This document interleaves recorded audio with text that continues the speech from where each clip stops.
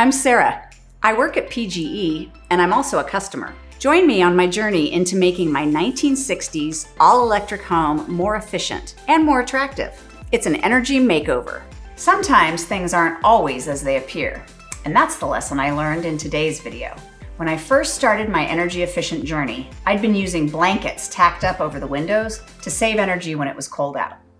It helped, but it wasn't exactly the aesthetic I was going for.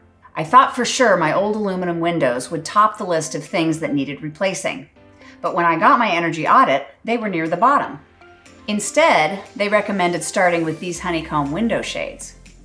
They look great, were easy to install, and actually increase the insulating R factor, which helps save a lot of energy. Eventually, I did end up replacing the windows, mostly for curb appeal. But it was great to buy myself a few years of comfort and efficiency with just the cost of new shades. It really goes to show, you never know how your home can be made more efficient. Thanks for watching, and be sure to check out the other Energy Makeover videos for more ideas.